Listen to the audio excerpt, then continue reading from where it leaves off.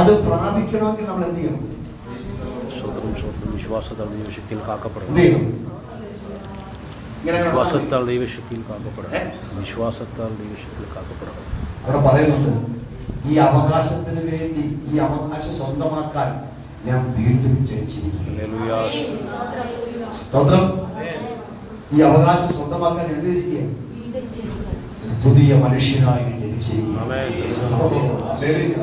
പുതിയ സൃഷ്ടിയായി പാപത്തെയും അതിന്റെ ശാപത്തെയും അതിന്റെ മോഹങ്ങളെയും ഒക്കെ വിട്ടുപേക്ഷിച്ച് കടലിലെ ആഴങ്ങളിൽ കുഴിച്ചിടുവാൻ തമ്പുരാൻ കർത്താവിന്റെ കരങ്ങളിൽ ഏൽപ്പിച്ചു കൊടുത്തിട്ട് പരിശുദ്ധ കർത്താവ് കാൽകളിൽ എനിക്ക് വേണ്ടി ചെറിഞ്ഞ പരിശുദ്ധ രക്തം കൊണ്ട് കരുകൾ പ്രാപിച്ച് വിശ്വാസത്താൽ ദൈവശക്തിയിൽ ഞാനിപ്പോൾ സൂക്ഷിക്കപ്പെട്ടിരിക്കുന്നു. ഞാൻ വീണ്ടും ജനിക്കപ്പെട്ടവരാണ്. വീണ്ടും ജനിക്കാത്ത, അവൻ മാനസാന്തരപ്പെട്ട് വീണ്ടും ജന്മം പ്രാപിക്കാത്ത, രക്ഷാബന്ധം പ്രാപിക്കാത്ത, ദൈവകൽപ്പന അനുസരിക്കാത്ത ഒരൊറ്റ വ്യക്തികൾക്ക് പോലും ഈ അവകാശം തിരികെ കൊടുക്കുകയില്ല. ഒരു കാര്യം പറയാതെ പോയാൽ തീരത്തില്ല, പെട്ടെന്ന് നിൽക്കട്ടെ. ദൈവത്തിന് സ്തോത്രം. Hallelujah, praise the Lord. അവൻ ഈ നിന്ന വഹിക്കപ്പെട്ട സ്ഥലത്ത് അവൻ കിടന്നുകൊണ്ട് അവിടെ നിന്നുകൊണ്ട് പറയുക, പ്രൈസ് ദി ലോർഡ്, ലോദേവാരിൽ കിടന്നുകൊണ്ട് പറയുക, എനിക്കൊരു അവകാശമുണ്ടല്ലോ എന്ന് പറഞ്ഞ് കൈകൊട്ടി പാടിയാൽ എങ്ങനെ ഇരിക്കും? എവിടെ കിടക്കുക? ലോദേവാരിൽ. ലോദേവാരിൽ കിടക്കുക. അവിടെ കിടന്നുകൊണ്ട് എനിക്കൊരു അവകാശം, സ്വർഗത്തിന് അവകാശമുണ്ട്. ഉറ്റവർ, സ്നേഹിതർ, പക്ഷം തിരിഞ്ഞു തന്നു എന്നൊക്കെ പാട്ട് പാടി അവിടെ കിടന്ന് കൈകൊട്ടി ആരാധിച്ചാൽ അവകാശം ലഭിക്കത്തില്ല. പിന്നെ എവിടെ വരണം? എവിടെ വരണം? ആള് വിട്ട് വിളിക്കുമ്പോൾ വിളി കേട്ട് രാജാവിന്റെ മുമ്പിൽ എത്തിച്ചേരണം. രാജാവിന്റെ മുമ്പിൽ വിളി കേട്ട് വന്ന് അവന്റെ മുമ്പിൽ സാഷ്ടാംഗ ഒരു വീഴ്ചയായിരുന്നു. ഈ സാഷ്ടാംഗം വീഴ്ച എന്ന് പറഞ്ഞു കഴിഞ്ഞാൽ പ്രൈസ് ദി ലോർഡ്, അവന്റെ ദൈവത്തിന്റെ സമ്പൂർണ്ണ സമർപ്പണമാണ്.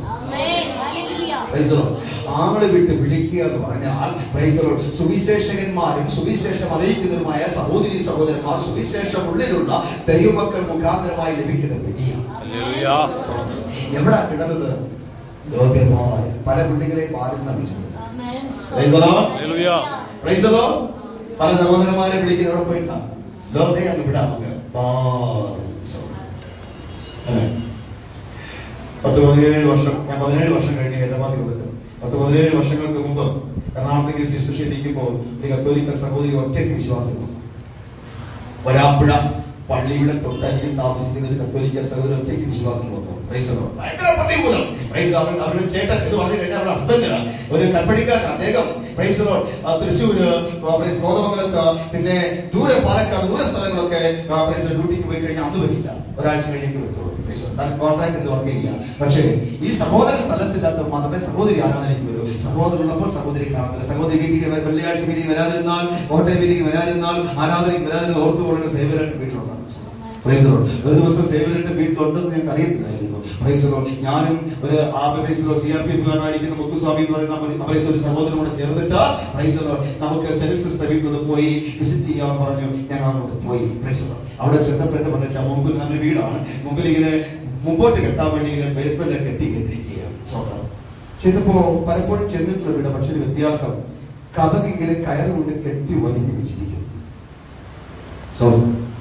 പുള്ളിക്കാരത്തി ഞങ്ങൾ ശബ്ദം കേട്ട് വന്നിട്ട് പക്ഷേ ഇപ്പുറത്തോട് വാ പറഞ്ഞു, അടുക്കളയിലൂടെ വിളിച്ച് ഞങ്ങളെ അകത്തെ പൊറിക്കകത്ത് കൊണ്ടുവന്ന് ഫ്രണ്ട് റൂമിൽ ചെന്നിട്ട് കസ്റ്റഡിയിൽ അവിടെ ഇരുത്തി വിശേഷങ്ങളൊക്കെ പറഞ്ഞു ചെയ്തതിനായിട്ടുണ്ട്.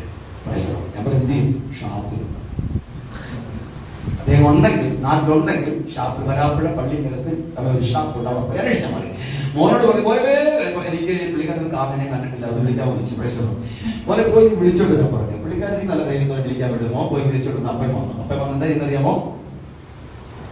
മാന്യമായ ട്രീറ്റ് ചെയ്യുന്നു എന്ന് പറഞ്ഞാൽ പുള്ളിക്കാരൻ ഒരു ആചാര്യമാനുമായി കറുത്തും അവയും തടിച്ചു എന്നേക്കായി ഒരു 2-3 മടങ്ങ് പൊക്കമുണ്ട് മനുഷ്യനുകൊണ്ട് അടുക്കളയിലൂടെ കയറി വന്നിട്ട് ഞങ്ങളോട് വന്നിട്ട് പറഞ്ഞ് സന്തോഷം അടുത്തത് പറഞ്ഞു.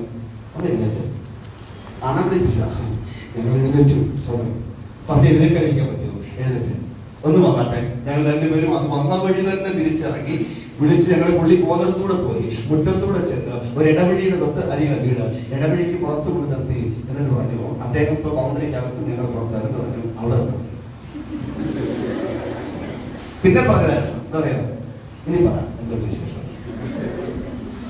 ഞങ്ങൾക്ക് എന്റെ ഉള്ളത്തിൽ ഭയങ്കര സന്തോഷം തോന്നി, എനിക്ക് ചിരിയും വന്നു. എന്ത് ചെയ്യണമെന്ന് അറിയുന്നില്ല. എങ്കിലും സന്തോഷത്തോടെ കയ്യെത്തിയ മനുഷ്യത്തോളൊക്കെ തട്ടി വിശേഷങ്ങൾ പറഞ്ഞത് വാക്കില്ലേ. ഞാൻ ഒന്നും സംഭവിച്ചില്ല.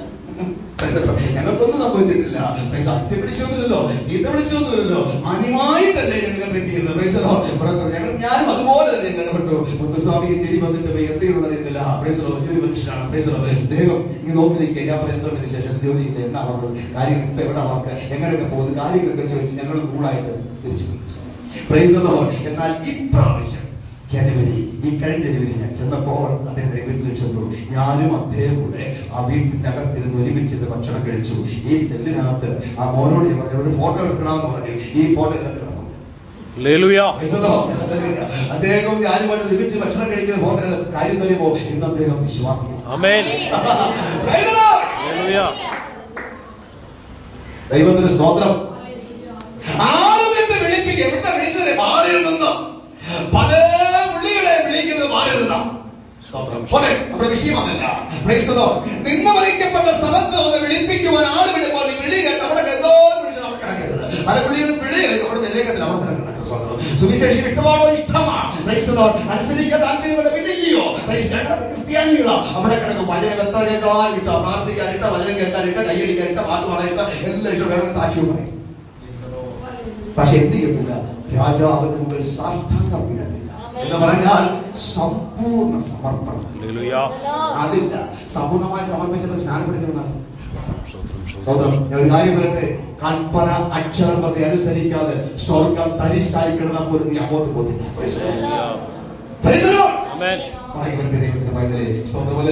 ഇവനോട് പറഞ്ഞു, നിനക്ക് അപ്പന്റെ അവകാശം മുഴുവൻ ഞാൻ മടക്കി തന്നിരിക്കുന്നു. എന്നിട്ട് പറഞ്ഞ കാര്യങ്ങൾ വേഗത്തിൽ പറഞ്ഞു നിർത്തട്ടെ. അതിന്റെ 11-ാം വാക്യത്തിലേക്ക് വരുമ്പോൾ ദൈവത്തിന് സ്തോത്രം. രാജാവായ യജമാനൻ അടിയനോട് കൽപ്പിക്കുന്നതൊക്കെയും അടിയൻ ചെയ്യുമെന്ന് സീബ രാജാവിനോട് പറഞ്ഞു. മെഫിബോശത്ത് രാജകുമാരന്മാരിൽ ഒരുത്തൻ എന്ന പോലെ ദാവീദിന്റെ മേശയിൽ ഭക്ഷണം കഴിച്ചു പോകുന്നു. അവകാശം രാജാവ് കൊടുത്തു. കരുതി വെച്ചത് അവകാശം കൊടുക്കുക മാത്രമല്ല, ഒരു കാര്യം പറഞ്ഞു, ഇന്ന് മുതൽ നീ എന്ത് ചെയ്യണം? എന്റെ മേശയിൽ നിന്നും ഭക്ഷിച്ചു ഭക്ഷണം കഴിച്ചു.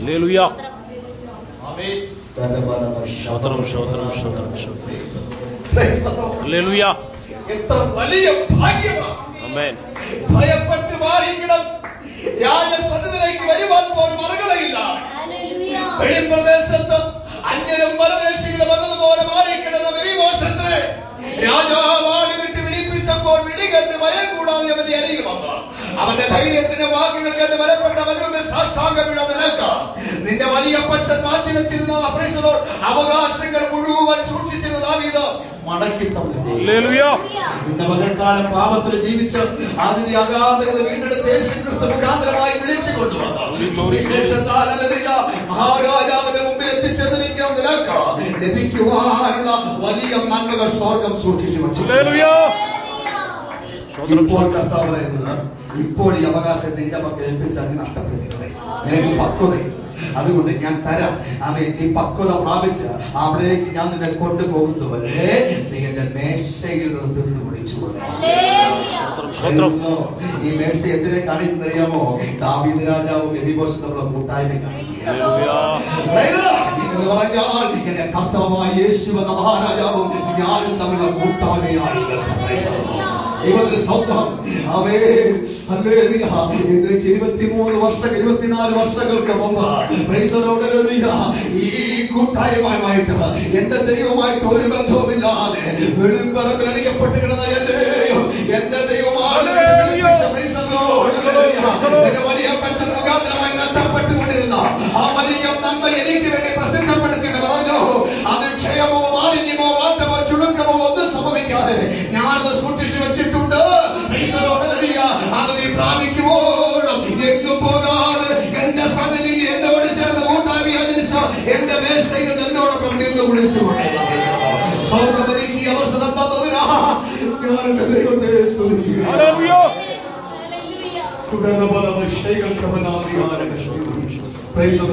ഇന്ന് പകൽക്കാലം ദൈവത്തിന് പൈതലേ നിന്നിൽ എത്ര പേർ കൂട്ടായ്മ ബന്ധമുണ്ട്. അവസ്ഥയിൽ കിടന്ന വ്യക്തി മദ്യത്തിനും മയക്കുമരുന്നിനും അടിമയായി ലോകത്തിന്റെ മാമത്തിനും മോഹത്തിനും കുട്ടികൾക്ക് നിന്നത്തിന് ഏൽപ്പിച്ചു കൊടുത്തിരുന്ന വ്യക്തി ജീവിതമല്ലേ. ദൈവത്തിന്റെ സുവിശേഷം സുവിശേഷ നിമിത്തമായി നീ വിളിച്ചു പോന്നിരിക്കപ്പെട്ട സ്വർഗം നിനക്ക് നഷ്ടപ്പെട്ടിരുന്ന നന്മകളെ സൂക്ഷിച്ചു വെച്ചിരിക്കുന്നത് കൊണ്ട് അത് നിനക്ക് അവകാശമായി മടക്കി തേടി അവരെ സന്നിധിയിലേക്ക് വിളിപ്പിച്ചു. അവന്റെ പക്കരുടെ ധൈര്യപ്പെടുകയും സമയം